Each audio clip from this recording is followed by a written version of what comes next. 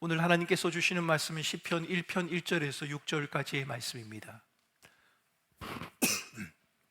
시편 1편 1절에서 6절까지 말씀을 한 절씩 돌아가며 교독하겠습니다. 1절을 제가 먼저 읽겠습니다. 복 있는 사람은 악인들의 꾀를 따르지 아니하며 죄인들의 길에 서지 아니하며 오만한 자들의 자리에 앉지 아니하고 오직 여호와의 율법을 즐거워하여 그의 율법을 주야로 묵상하는도다. 그는 시냇가에 심은 나무가 철을 따라 열매를 맺으며 그 잎사귀가 마르지 아니함 같으니 그가 하는 모든 일이 다 형통하리로다. 악인들은 그렇지 아니하며 오직 바람에 나는 겨와 같도다. 그러므로 악인들은 심판을 견디지 못하며 죄인들이 의인들의 모임에 들지 못하리로다. 무릇 의인들의 길은 여호와께서 인정하시나 악인들의 길은 망하리로다. 아멘. 여러분, 제가 유학을 다녀오고 샘물교회의 부목사로 가서 사역을 시작을 했습니다. 그리고 샘물교회에서 사역을 하다가 창원에 있는 교회 담임 목사로 가서 10년을 사역을 하고 이제 꿈꾸는 교회의 담임 목사로 청빙을 받았습니다. 그런데 제가 유학을 다녀올 때도 그랬고 샘물교회 부목사로 갈 때도 그랬고 창원에 있는 교회의 담임 목사로 갈 때도 또 꿈꾸는 교회 담임 목사로 올 때도 주변 분들이 제게 이렇게 인사를 하셨습니다. 정 목사 참 복도 많네, 이런 인사를 하셨습니다. 여러분, 물론 축하하는 마음으로 건네신 말씀인 줄 알고 저는 기꺼이 그 인사를 받았습니다. 하지만 그 인사를 들을 때 제 마음 한구석은 늘 편치가 않았습니다. 왜냐하면 사람들이 말하는 그 복의 기준이 세상의 기준, 그러니까 경제적인 부, 사회적인 명예, 안정적인 자리와 별반 다르지 않다는 생각이 들었기 때문입니다. 우리는 흔히 내가 원하는 대로 일이 풀려지는 것을 복이라고 부릅니다. 그런데 유학하고 안정된 교회의 부목사, 담임 목사로 청빙을 가면 복이 되고 그렇지 않으면 복이 없다, 이렇게 말할 수 있는 것입니까? 자녀가 좋은 대학에 가면 복을 받은 것이고 고배를 마시고 재수를 하면 복이 없다, 이렇게 이해를 해야 합니까? 부와 재물을 소유하고 남들이 부러워하는 성공을 이루는 것이 복이라고 생각하는 우리들에게 오늘 이 본문은 아주 당혹스러운 선언을 하고 있습니다. 복 있는 사람은 악인들의 꾀를 따르지 아니하고 죄인들의 길에 서지 아니하고 오만한 자들의 자리에 앉지 아니하고 오직 여호와의 율법을 즐거워하며 주야로 묵상하는 자로다. 우리는 무엇을 이루고 소유하느냐에 따라서 복을 말하는데 하나님은 좀 다르게 말씀하시는 것 같습니다. 하나님이 말씀하시는 복이란 무엇을 이루고 소유하느냐가 아니라 어떤 삶을 살아가느냐에 따라 결정되는 것이기 때문입니다. 시편 1편의 시작은 이렇게 바꾸어 읽을 수 있습니다. 이런 사람은 얼마나 복이 있는 사람인지요. 악인들의 꾀를 따라 걷지 않는 사람, 죄인들의 길에 서지도 않고 오만한 자들의 자리에도 앉지 않는 사람들, 정말 그들은 복이 있는 사람입니다. 세상은 무엇을 소유하냐를 보지만 하나님은 어떤 길을 걷느냐를 보시겠다는 겁니다. 성경은 우리에게 복은 상태가 아니라 관계이며 어떤 삶을 선택하고 무엇에 뿌리를 두고 있느냐에 따라서 복이 결정된다고 말합니다. 시편 기자가 복 있는 사람을 묘사하면서 악인의 특징을 설명하는 세 가지 동사를 사용하고 있는 점 매우 인상적입니다. 따라서 걷는다, 선다, 앉는다는 동사들입니다. 이 동사들은 죄와 악이 우리의 삶에 어떻게 자리 잡을 수 있는지 그 과정을 우리에게 보여주는 것만 같습니다. 여러분, 처음에는 그냥 호기심에 아무 생각 없이 발걸음을 내디뎠습니다. 걸었을 뿐입니다. 그런데 걷다 보니 어느새 그 자리에 서 있는 자신을 발견하게 됩니다. 그때라도 돌이키면 좋겠는데 잘 안 됩니다. 왜요? 이미 익숙해져 버렸으니까요. 그 자리에 머물러 버리려고 하기 때문입니다. 죄의 본질은 단순히 나쁜 행동의 문제를 넘어서서 하나님의 뜻을 거부하고 자신이 하나님처럼 행세하려는 자기 주권적인 욕망과 깊이 관련되어 있습니다. 세상의 유혹 역시 대개 관계와 성공, 인정과 안정이라는 옷을 입고 찾아오기 때문에 사람들은 이 달콤한 유혹의 실체를 잘 발견하지 못합니다. 때론 유혹이 쉬운 길, 편한 선택을 또 책임을 줄이는 방향이 마치 신앙적인 선택인 것처럼 위장해서 우리에게 다가오기 때문에 세상의 유혹과 죄는 때로는 매우 매혹적이고 우리의 마음을 흔들어 놓기에 충분합니다. 그러나 우리는 새가 머리 위를 날아가는 것은 어쩔 수 없지만 그 새가 머리 위에 둥지를 트게 해서는 안 된다는 말처럼 유혹과 죄 우리에게 얼마든지 찾아올 수 있으나 그것을 붙잡고 키우고 합리화하는 것 위험하다는 사실을 여러분 잊지 마셔야 합니다. 안타깝게도 이런 세상적인 보고의 기준은 교회 안에도 이미 깊숙이 들어와 있는 것 같습니다. 한 미국의 유명한 대형 교회의 개척자는 수만 명이 모이는 교회를 일구었습니다. 이름만 대면 여러분도 아실 수 있는 교회입니다. 2만 명이 넘는 교인들이 모였었습니다. 지금은 많이 줄었습니다만, 그분이 2만여 명이 넘는 교인들이 모이는 것을 보고 이 사람들이 신앙생활을 어떻게 하고 있을까 궁금해서 외부 기관에 조사를 의뢰했습니다. 그 조사의 결과는 충격적이었습니다. 조사의 결과를 그 담임 목사는 이렇게 발표합니다. 우리가 잘못 생각했습니다.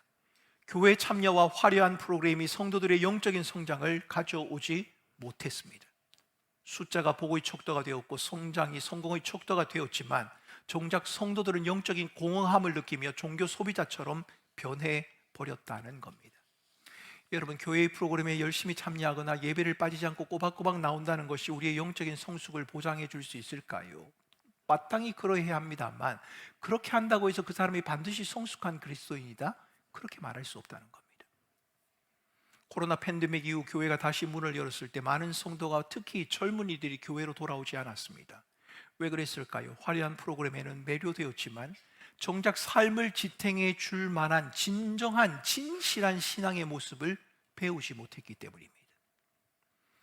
교회가 규모를 앞세웠으나 그 속에 진정성을 담아내지 못했고, 진정한 복이 무엇인지를 교회가 알려주지를 못했기 때문이라는 겁니다. 본문은 분명히 말합니다. 내가 중심이 되어 결정한 모든 것, 그것이 규모나 화려함과 관계없이 그것이 무엇이든 간에 잠시일 뿐이다. 바람에 나는 겨와 같다. 그렇게 말을 합니다. 바람에 나는 겨의 이야기가 남의 말처럼 제게는 들리지 않습니다. 그 이유는 본물이 말하는 악인, 바람에 나는 겨와 같은 그 사람의 본 모습이 단순히 나쁜 짓을 하는 사람만이 아니라 삶의 기준이 자기 자신인 사람, 하나님 없이도 살아갈 수 있을 것처럼 행세하는 사람, 말씀에 뿌리를 두지 않는 사람을 의미하기 때문에 그렇다는 겁니다. 여러분, 생각해보면 우리도 그 가운데 들 때가 있지 않습니까? 우리도 스스로 하나님 행세를 하려고 할 때가 있고, 하나님의 말씀에 뿌리를 내리기보다는 그저 듣고 흘려버릴 때도 있고, 삶의 기준이 우리 자신이 될 때도 있지 않습니까? 말씀에 뿌리를 내린다는 말이 좀 막연하게 들리는 분들을 위해서 우리는 하나님의 말씀, 곧 성경이 어떤 책인지를 분명히 알아야 합니다. 성경은 권위 있는 하나님의 말씀입니다.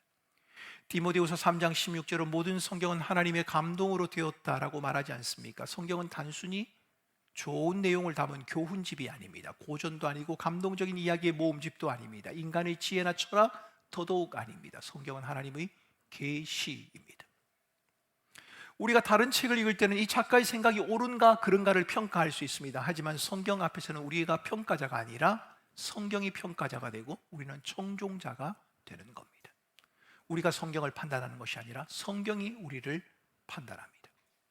성경은 그리스도를 증언하는 책입니다. 요한복음 5장 39절 말씀에 이 성경이 곧 내게 대하여 증언하는 것이다. 예수님이 그렇게 말씀하셨지요. 성경 66권은 모두 예수님을 가리킨다? 이렇게 말해도 과하지 않습니다. 구약은 오실 메시아 예수 그리스도를 가르칩니다. 복음서는 오신 메시아 예수 그리스도의 생애를 우리에게 소개해 줍니다. 서신서는 승천하신 예수 그리스도를 우리에게 말해주고, 요한계시록은 다시 오실 예수 그리스도 메시아를 우리에게 소개해 주고 있습니다. 그러므로 우리는 성경을 읽을 때 내가 무엇을 느꼈는가라는 질문보다 하나님께서 무엇을 내게 말씀하려고 하시는가를 물어야 합니다. 이 본문은 어떻게 그리스도를 가리키는가라는 질문으로 성경을 읽어야 한다는 겁니다. 우리는 기도하는 마음과 하나님을 경외함 깊은 사유와 본문을 둘러싼 맥락은 무시해버린 채 형식적인 통독이나 단순히 읽고 암송하는 것으로 우리들의 의무를 다했다, 그렇게 생각할 수 있습니다. 하나님의 말씀을 단지 정보 기술의 책으로 여겨서 그 말씀이 우리의 삶의 방향과 현실을 바꾸어 놓을 수 있는 그 능력이 있다는 것, 여러분, 그 능력을 우리가 간과해 버릴 때가 있습니다. 그러나 우리는 성경이 단순한 종교서가 아니라 살아있는 하나님의 말씀이라는 사실을 믿기 때문에 우리를 향한 하나님의 분명한 계획이 있다는 확신 안에서 그 말씀을 붙들고 최선을 다해 고민하고 기도하며 결정해야 합니다. 성령의 인도하심을 받으면서 말입니다. 왜 그래야 합니까? 그것이 바로 진정한 복이 있는 사람의 모습이기 때문입니다. 2절은 오직 여호와 율법을 즐거워하여 그의 율법을 주야로 묵상하는 자라고 말합니다. 여기서 묵상이라는 히브리어, 이것은 사자가 먹잇감을 앞에 두고 으르렁거리는 그 모습을 묘사하는 단어입니다. 먹이를 놓치지 않기 위해서 집중하는 모습, 이미 먹은 음식을 되새김질하는, 그래서 소화를 잘 하려고 하는 그 모습을 연상케 하는 단어, 그것이 바로 묵상이라는 겁니다. 묵상은 단순히 성경을 지식적으로 습득하는 것이 아닙니다. 성경은 인생을 풀어주는 기계론적인 방법론이 아니라 나 자신과 내게 일어난 일을 새롭게 해석해주는 말씀입니다. 때로 우리는 흔히 성경을 내가 원하는 방향으로 이끌어 가려고 합니다. 여러분, 어느 대학생이 성경을 읽었습니다. 근데 그때 읽은 성경이 기드온이 하나님에게 증거를 요구하는 장면이었습니다. 이 장면을 보고 이 친구가 성경을 듣고 하나님 앞에 기도했습니다. 하나님, 기드온에게 증거를 주신 것처럼 제게도 분명한 증거를 주십시오. 제가 이제 밖으로 나가서 카페를 들릴 텐데 카페 문을 열고 들어가자마자 모자를 쓰고 있고 빨간 외투를 걸치고 있는 자매가 보이면 하나님이 보내신 자매인 줄 알고 제가 그 자매에게 사귀자고 하겠습니다. 여러분, 성경은 그렇게 읽으면 안 된다는 겁니다. 성경을 기계론적으로 자기에게 적용하는 것은 매우 위험합니다. 자기가 원하는 방향으로 성경을 이끌어 가려고 하는 것, 여러분, 이것 또한 위험합니다. 진정한 신자는 말씀 앞에서 하나님, 제가 지금의 현실이 이해되지 않습니다. 지금 하나님이 내게 하시는 말씀이 너무 큰 부담이 되고 따르기도 힘이 듭니다 라고 정직하게 하나님에게 말하면서 말씀 안에서 자신의 삶을 다시 한번 해석하는 사람, 그 사람이 바로 진정한 믿음을 가진 사람인 겁니다. 성경은 하나님의 말씀인 동시에 구체적인 역사와 문화를 담고 있지 않습니까? 그러기에 그것을 자세히 살피려고 하는 인내와 깊이 생각하는 사유도 좀 필요합니다. 그 당시에 왜 하나님이 그렇게 말씀하실까? 그 당시에 어떤 문화를 배경으로 이 글들을 주님이 쓰고 계신 건가? 이 글을 읽고 있는 독자들은 도대체 어떤 형편과 상황에 놓여 있는가? 여러분, 생각해야 한다는 거지요. 신구약 성경이 말하는 바를 오늘 내 상황에 바로 대입하기 전에 나는 지금 하나님 앞에 서 있는가? 나는 말씀의 가치를 두고 살아가고 있는가라고 하는 본질적인 결단도 맺으셔야 합니다. 결단도 여러분의 마음에 하셔야 된다는 겁니다. 하나님의 말씀이 우리 몸과 마음 속에 녹아내리고 젖어드는 과정, 즉 말씀이 삶이 되는 과정, 여러분, 이것이 바로 진정한 복을 누리는 삶입니다.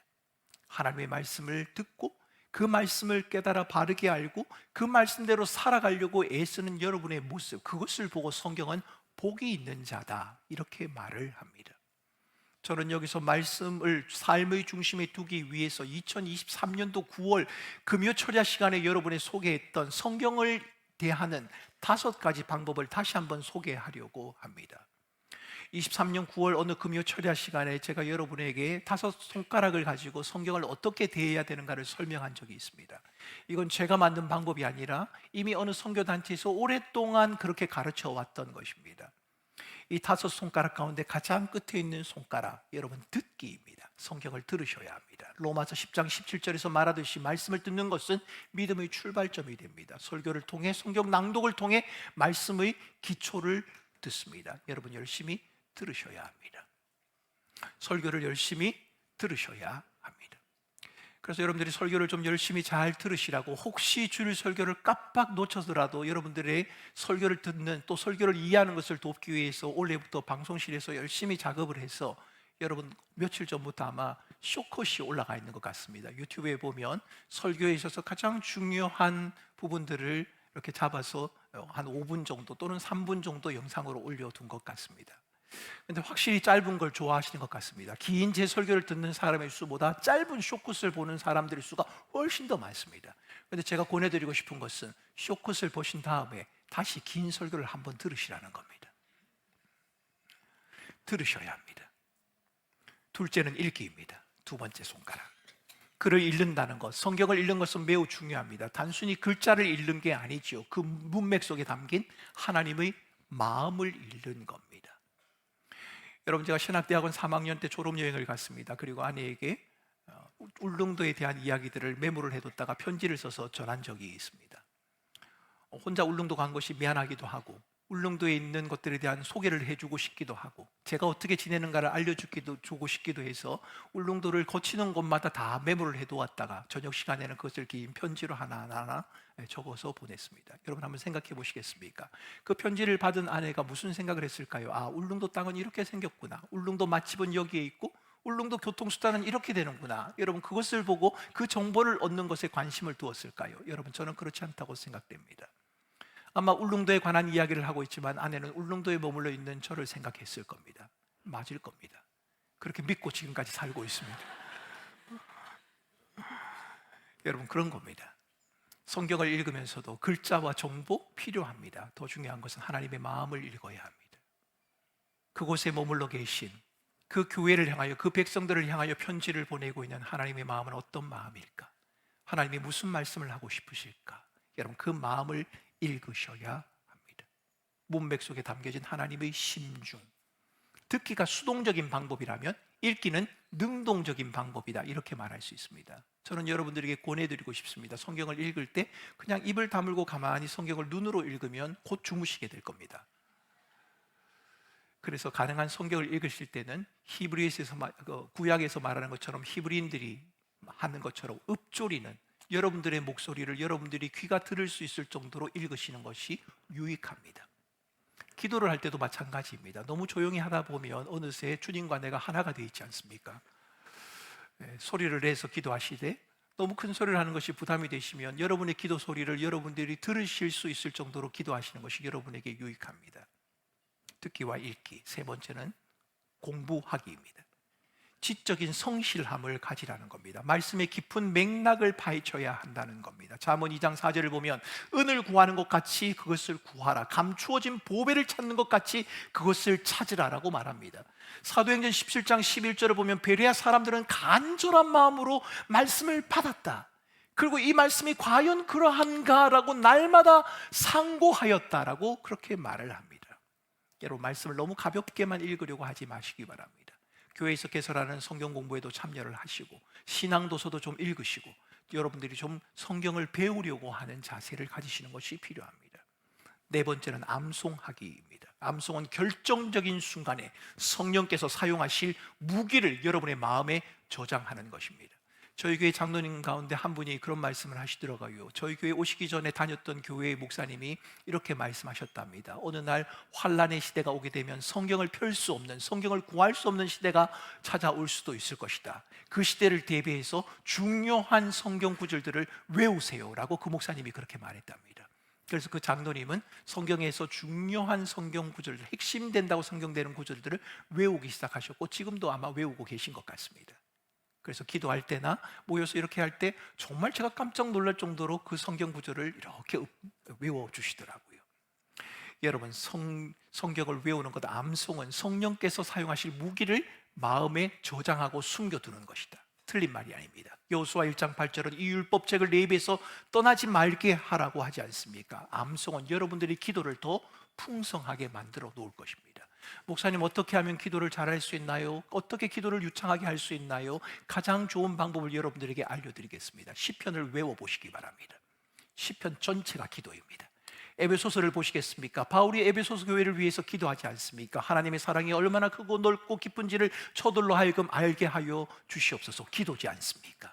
여러분 성경을 암송하면 암송할수록 여러분들의 기도는 훨씬 더 풍성해질 것입니다. 뿐만 아니라 여러분들 암송을 통해 여러분들의 마음에 담대함과 확신을 가지게 된단 말입니다.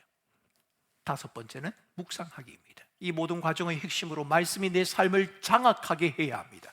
암송이 말씀을 마음에 두는 것이라면 묵상이라고 하는 것은 말씀을 내 삶의 중심에 두는 것입니다. 하나님의 말씀을 이해하고 기억하고 공부하고 실천하기 위해 행하는 모든 활동들, 여러분 이것을 묵상이라고 하는 겁니다. 이 다섯 가지에 덧붙여서 저는 한 가지를 더 말씀드리고 싶습니다. 그것은 바로 살아내기입니다. 듣고 읽고 공부하고 암송하며 묵상했던 말씀이 삶에 반영되어지지 못하면 성경은 그것은 자기를 속이는 것이다, 이렇게 말을 합니다. 거울을 보고 자신의 얼굴을 본 다음에 뒤돌아서서 자신의 얼굴을 잊어버리는 사람과 같다, 그렇게 말을 합니다. 저는 오늘 본문이 소개하는 의인과 악인의 모습을 보면서 1930년대 독일 나치의 광기가 지배했던 시대에 살았던 두 목사님이 떠올랐습니다.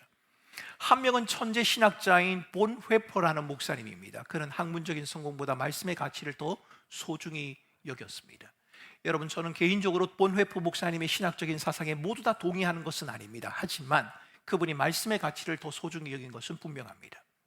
미국에서의 안전한 교수직 제안을 거절했습니다. 동포들이 어둠 속에 있는데 나만 홀로 편안할 수 없다고 말하면서 독일로 돌아갔습니다. 그는 매일 아침 말씀을 묵상하며 하나님의 뜻을 구했고 결국 1945년 39세의 나이로 순교당했습니다.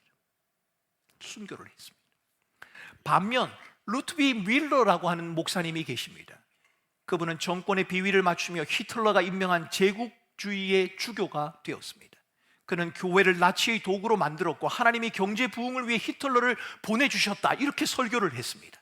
권력과 명예를 누렸지만 전쟁이 끝나자 그는 모든 것을 잃어버렸고 스스로 목숨을 끊고 말았습니다. 두 사람 모두 같은 시대를 살았습니다. 같은 전통에서 목회를 했습니다. 그런데 그 길은 극명하게 갈라졌습니다. 위엘로 주교는 권력을 가졌으나 그 사람은 복이 있는 사람이다, 그렇게 말할 수 없습니다. 본회퍼 목사님은 젊은 나이에 처형을 당했으나 그는 복이 있는 사람이 맞습니다. 차이는 단 하나입니다. 하나님의 말씀 앞에서 어떤 삶을 선택하느냐, 어디에 깊은 뿌리를 내리고 있느냐, 여러분, 그 차이라는 겁니다. 3절은 이렇게 말하지요. 그는 시냇가에 심은 나무가 철을 따라 열매를 맺는다. 여러분, 여기서 중요한 것은 나무가 스스로 물을 찾아가는 것이 아니라 나무가 심겨졌다는 겁니다. 나무가 물을 찾아갈 수는 없지 않습니까? 나무를 심을 때 말입니다. 그 나무가 물가에 심기워졌습니다. 여러분, 이것을 성경은 은혜라고 말하는 겁니다. 하나님께서는 저와 여러분들을 스스로 생존하며 살라고 사막 한가운데 심지 않으셨습니다. 생수의 근원 되신 하나님, 그 하나님의 은혜의 생수, 은혜가 넘치는 그곳에 저와 여러분들을 심어 놓으셨습니다. 문제는 우리가 스스로 시편이 말하는 복 있는 사람의 기준에 도달할 수 있느냐는 겁니다.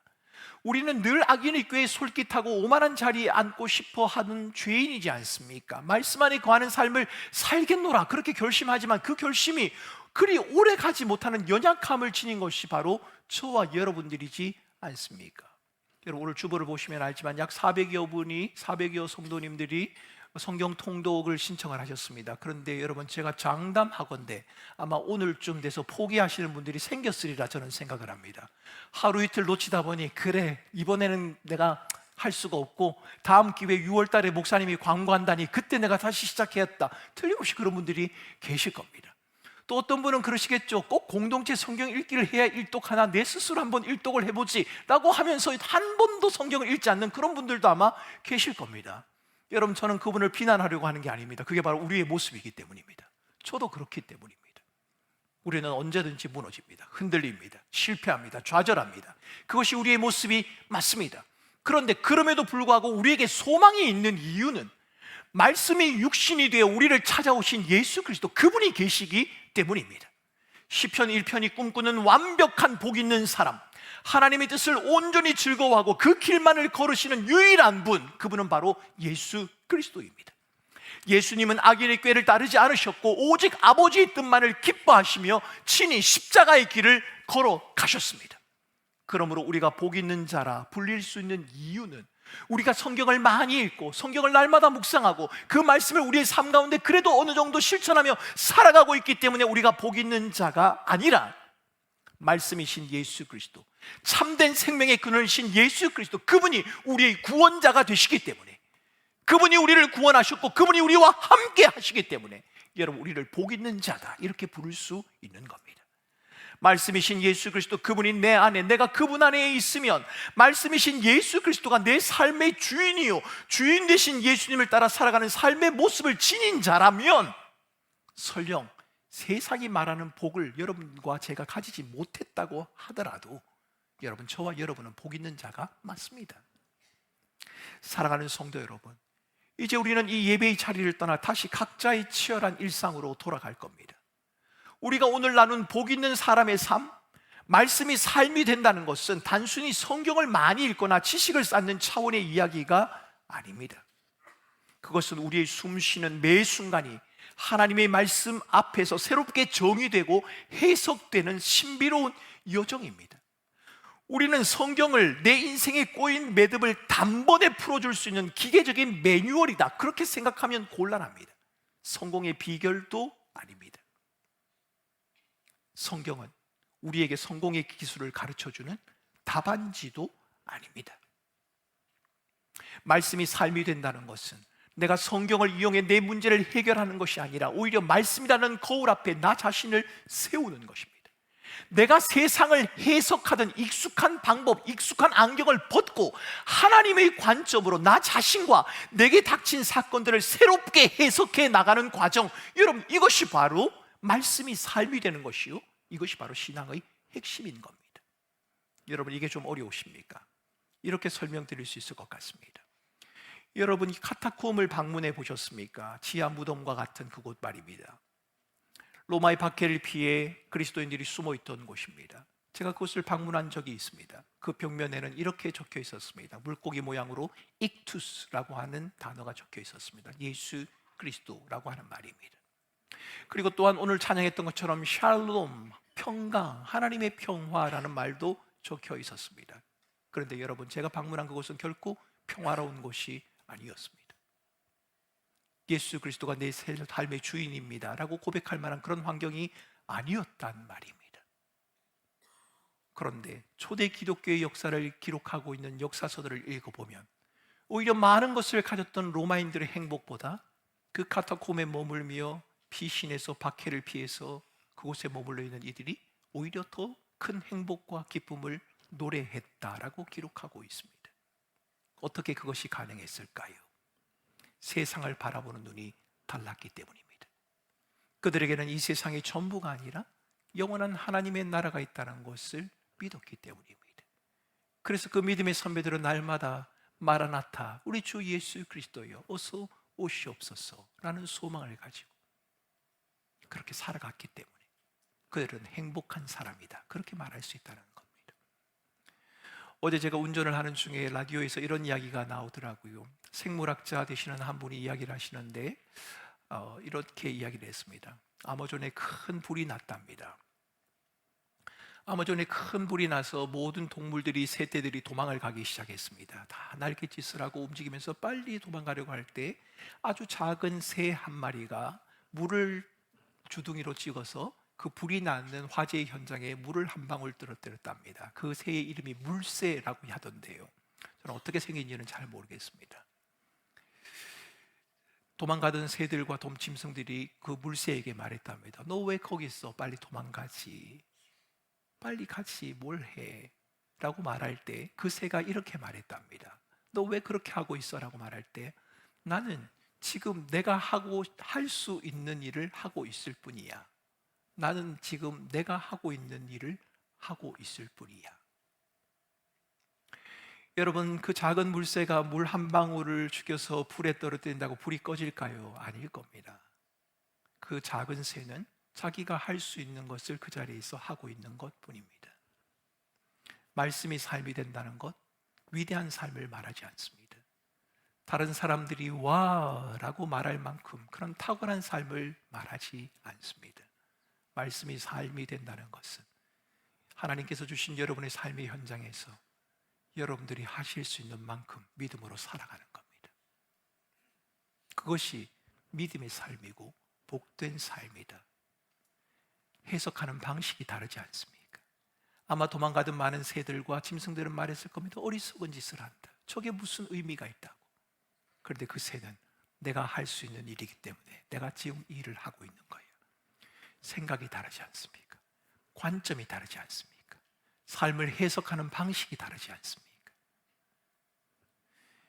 성경을 읽는다는 것은, 말씀대로 살아간다는 것은, 말씀이 삶이 된다는 것은 내가 성경을 1독을 했느냐, 2독을 했느냐, 신앙생활을 5년을 했느냐, 10년을 했느냐, 내가 목사냐, 집사냐, 장로냐, 권사냐, 그 직분을 말하는 것이 아니라 내가 가진 시선을 가지고 세상을 해석하는 것이 아니라 하나님의 말씀으로, 하나님의 관점으로 세상을, 나를, 상대를 바라보는 것을 의미한다는 말입니다.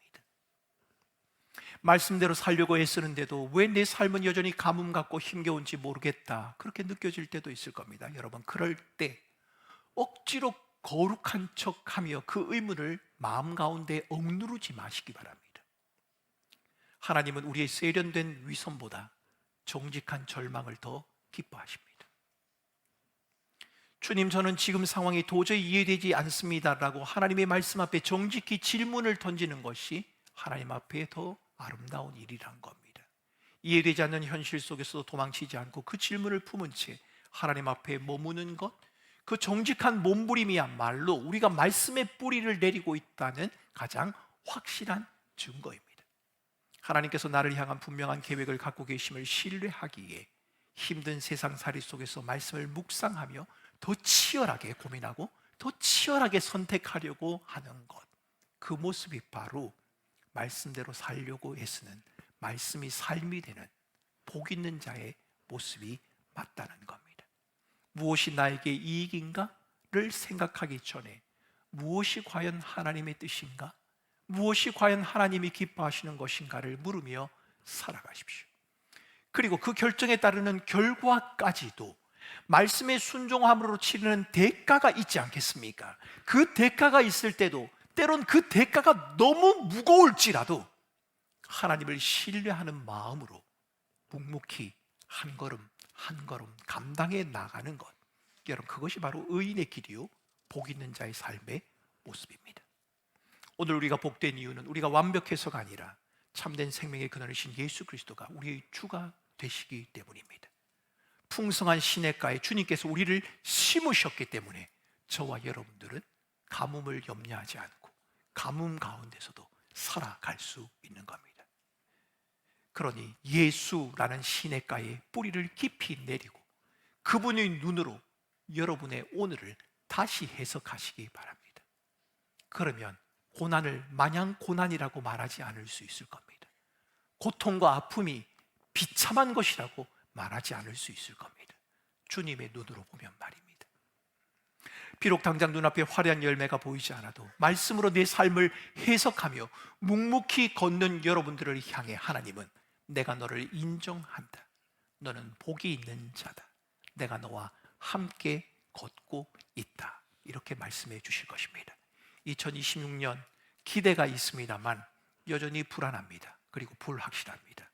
하지만 불안함과 불확실함 가운데서도 하나님의 말씀에 우리의 모든 것을 걸고 그 말씀을 듣고 읽고 공부하고 암송하고 묵상하며 살아내는 저와 여러분들이 되시기를 바랍니다. 주님이 우리의 걸음을 인정하시고 복 있는 자로 부르신 우리의 믿음의 경주를 완주하는 그 순간까지 우리를 인도해 가실 것입니다. 올 한 해 주의 말씀과 동행하는 우리 사랑하는 모든 꿈꾸는 교회 성도들의 삶이 되실 수 있기를 주님의 이름으로 축원합니다. 여러분, 말씀이 삶이 된다는 것은 말씀을 가까이 한다는 의미가 맞기는 합니다. 그런데 성경을 자주 읽고 많이 읽고 가까이 하는 것도 맞습니다만, 말씀이 삶이 된다는 것은 내 삶과 내 자신과 상대를 해석하는 방식이 내가 알아왔던 세상의 방식이 아니라 하나님의 말씀의 방식과 관점으로 해석하고 그렇게 이해하겠다는 결단을 의미하는 겁니다. 여러분, 이게 쉽지가 않습니다. 왜? 우리는 이 세상을 살고 있으니까요. 이 세상은 그렇게 말하지 않거든요. 말씀으로 해석하는 것을 어리석다고 말을 하거든요. 그래서 여러분, 우리에게는 결단이 필요한 겁니다. 하나님의 도우심이 필요한 거고 하나님의 은혜가 필요한 겁니다. 때로는 값비싼 대가를 치러야 할 때도 있을 겁니다. 그 대가를 치러야 하는 순간조차에도 하나님이 나의 아버지가 되신다는 신실하신 할아버지가 되신다는 그 사실을 고백하고 믿음으로 살아가겠다는 그 마음가짐이 우리에게 있어야 한다는 겁니다. 여러분, 이 시간 함께 기도하겠습니다. 하나님, 26년 한 해 내가 가족을 대하는 방식, 내 삶을 풀어가는 그러한 삶의 방식들, 다른 사람을 바라보는 관점들, 어떤 문제가 생겼을 때 그 문제를 해결해가는 방식들, 하나님, 내 관점이 아니라 말씀이 가르쳐 주시는 대로, 성경이 우리에게 일러주시는 대로 다시 해석하고 다시 이해하고 다시 받아들이며 살아가겠습니다. 아마존 불구덩이에 작은 물방울 하나 떨어뜨리는 그 물새를 바라보면서 다른 사람은 어리석다고 말하지만 물새가 말하지 않습니다. 나는 지금 내 자리에서 내가 할 수 있는 일을 하노라. 여러분들이 주어진 상황에서 주의 말씀에 순종하는 그 걸음을 주님은 복된 인생이다, 그렇게 말씀하시는 겁니다. 하나님, 내가 그렇게 살아가겠습니다. 하나님, 나를 도우시고 인도하여 주시옵소서. 이 시간 합심해서 함께 기도하겠습니다. 함께 기도합니다. 존귀하신 하나님 아버지, 하나님께서 우리에게 거룩한 말씀으로 찾아와 주심을 감사합니다.